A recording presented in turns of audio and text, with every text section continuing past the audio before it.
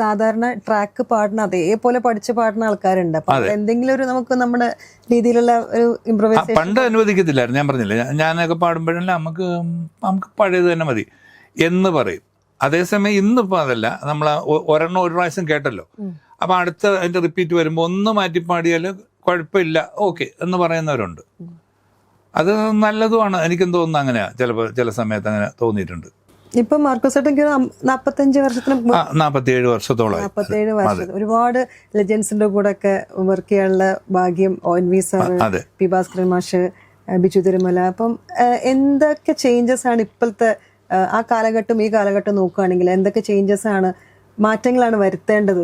മാറ്റം എന്ന് പറയുമ്പം ഇപ്പം സാഹിത്യപരമായിട്ടാണ് ONV സാറിനെയൊക്കെ നമ്മൾ അന്നത്തെ കാലത്ത് അനലൈസ് ചെയ്തിരുന്നത്. അവരുടെ എഴുത്തിൻ്റെ മാഹാത്മ്യം, അല്ലെങ്കിൽ ലളിതമായ എഴുത്തിലൂടെ വലിയ കാര്യങ്ങൾ നന്നായിട്ട് മനുഷ്യന് ബോധ്യമാകുന്ന രീതിയിൽ പറയുന്നു.